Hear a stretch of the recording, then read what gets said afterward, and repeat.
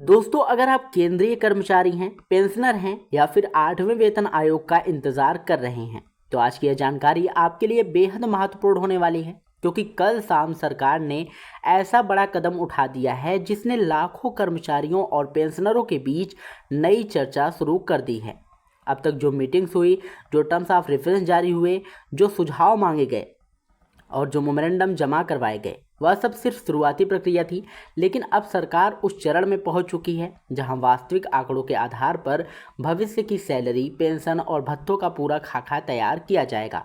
और सबसे बड़ी बात यह है कि अगर विभागों में सही जानकारी सरकार तक नहीं पहुंचती है तो इसका असर जो है सीधे कर्मचारियों पर देखने को मिलेगा, फिल्म फैक्टर और पेंशन संबंधित फैसलों पर पड़ सकता है। इसलिए आज की वीडियो में जो जानकारी आपके साथ मैं आपको बताने वाला हूं वह हर केंद्रीय कर्मचारियों और पेंशनर के लिए बेहद महत्वपूर्ण है। नमस्कार दोस्तों, कैसे आप सभी? आशा करता हूं मस्त होंगे, स्वस्थ होंगे और खुश होंगे और अपने परिवार के साथ अच्छा समय बिता रहे होंगे। आप देख रहे हैं विद्याधाम चैनल और इस चैनल पर आपको जो है हमेशा ऐसी खबरें मिलती रहती हैं। और अगर आप इस चैनल पर पहली बार आए हैं तो चैनल को सब्सक्राइब करके बेल आइकन जरूर दबाइएगा, ताकि आपको महंगाई भत्ते, पेंशन, वेतन और सरकारी योजनाओं से जुड़ी हर छोटी बड़ी खबर सबसे पहले मिलती रहे। तो दोस्तों, आज की इस वीडियो में हम 3 बड़ी खबरों पर चर्चा करने वाले हैं। पहली खबर है पेंशनर के लिए, जिसमें अतिरिक्त पेंशन को लेकर सरकार ने नया आदेश जारी किया है और इससे हजारों पेंशनरों को फ़ायदा मिलने वाला है।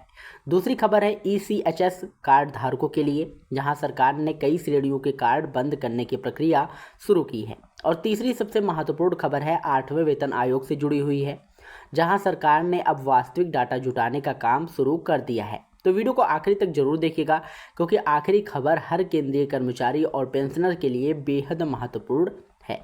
तो दोस्तों, पहली खबर की बात करते हैं तो पेंशनर्स के लिए है।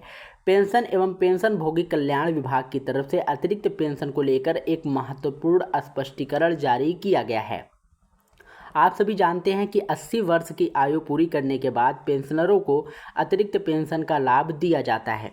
इसके बाद 85 वर्ष, 90 वर्ष, 95 वर्ष और 100 वर्ष की आयु पर अतिरिक्त पेंशन की दर जो है बढ़ती जाती है। अब तक कई मामलों में अतिरिक्त पेंशन की गणना करते समय जो राशि दशमलव में आती थी उसका भुगतान नीचे की संख्या के आधार पर किया जाता था, लेकिन नए निर्देश के अनुसार अब इस राशि को राउंड ऑफ करके भुगतान किया जाएगा। उदाहरण के तौर पर यदि किसी पेंशनर की अतिरिक्त पेंशन 3194.60 बनती है तो पहले उसे 3194 माना जाता था, लेकिन अब उसे जो है 3195 रुपये में भुगतान किया जाएगा। इसी तरह महंगाई राहत जोड़ने के बाद यदि कुल राशि 5853.10 बनती है तो अब उसका भुगतान 5854 रुपये किया जाएगा। यह बदलाव भले ही छोटा दिखाई दे, लेकिन देश भर में लाखों पेंशनर्स के लिए यह एक सकारात्मक कदम माना जा रहा है, विशेष रूप से उन वरिष्ठ पेंशनरों के लिए जिन्हें अतिरिक्त पेंशन का लाभ मिलता है। अब बात करते हैं दूसरी महत्वपूर्ण खबर की। तो दोस्तों, ECHS यानी कि ex serviceman contributory health scheme से जुड़े लाभार्थियों को लिए जो है निर्देश जारी किया गया है।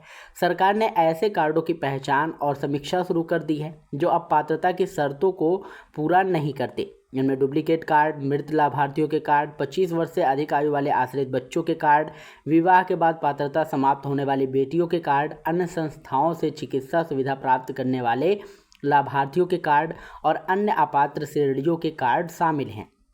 सरकार का कहना है कि वास्तविक पात्र लाभार्थियों तक सुविधाएं पहुंचाने के लिए रिकॉर्ड का अध्ययन होना जरूरी है। इसलिए संबंधित लाभार्थियों को अपने डॉक्यूमेंट्स और पात्रता की स्थिति की जांच अवश्य कर लेनी चाहिए। अब बात करते हैं आज की सबसे बड़ी और सबसे महत्वपूर्ण खबर की, जिसका इंतजार लाखों केंद्रीय कर्मचारी लंबे समय से कर रहे हैं। दोस्तों, 8वें वेतन आयोग को लेकर सरकार ने कल शाम एक महत्वपूर्ण घोषणा की है। जब तक सरकार ने पहले चरण में कर्मचारियों, पेंशनरों और केंद्र शासित प्रदेशों, नियामक संस्थाओं और अन्य संबंधित पक्षों से सुझाव आमंत्रित किए थे, इसके बाद जो है दूसरे चरण में विभिन्न कर्मचारी संगठनों और पेंशनर संगठनों से मेमोरेंडम प्राप्त किए गए। फिर 15 जून तक यह प्रक्रिया पूरी हो चुकी है, लेकिन अब तीसरा और सबसे महत्वपूर्ण चरण शुरू हो गया है। सरकार ने सभी मंत्रालयों, विभागों और सरकारी संगठनों से 30 जून तक विस्तृत संस्थागत डाटा उपलब्ध कराने को कहा है। इस डाटा में कर्मचारी संख्या, वर्तमान वेतन संरचना, स्वीकृति और रिक्त पदों की स्थिति, भर्ती प्रक्रिया, पदोन्नति का पैटर्न, सेवानिवृत्ति का रुझान और पेंशन देनदारियां, विभागवार व्यय और कर्मचारियों को मिलने वाले भत्ते और सुविधाएं, कार्यभार की स्थिति, तकनीकी बदलावों का प्रभाव तथा भविष्य की मानव संसाधन आवश्यकताओं जैसे महत्वपूर्ण जानकारियां शामिल हैं।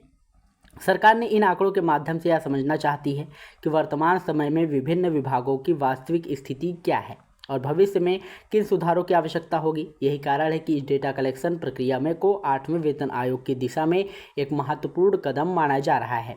विशेषज्ञों का मानना है कि भविष्य में वेतन संशोधन, फिटमेंट फैक्टर, भत्तों की समीक्षा और पेंशन संबंधी सिफारिशों के दौरान इन आंकड़ों का महत्वपूर्ण योगदान हो सकता है। इसलिए 30 जून तक चलने वाली यह प्रक्रिया कर्मचारियों और पेंशनरों दोनों के लिए बेहद महत्वपूर्ण मानी जा रही है। अब देखना होगा कि विभिन्न विभागों और मंत्रालयों से सरकार को क्या जानकारी प्राप्त होती है और आने वाले समय में 8वें वेतन आयोग की प्रक्रिया किस गति से आगे बढ़ती है। फिलहाल कर्मचारियों और पेंशनर की नज़रें इसी प्रक्रिया पर टिकी हुई हैं। तो दोस्तों, आज के इस वीडियो में बस इतना ही। अगर आपको यह जानकारी पसंद आई हो तो वीडियो को लाइक करिएगा, शेयर करिएगा और यदि चैनल पर पहली बार आए हों तो चैनल को सब्सक्राइब करके बेल आइकन जरूर दबाइएगा, क्योंकि हम ऐसे महत्वपूर्ण अपडेट्स आप लोगों के लिए हमेशा लाते रहते हैं। मिलते हैं नई वीडियो में नई अपडेट के साथ। तब तक के लिए जय हिंद, जय भारत।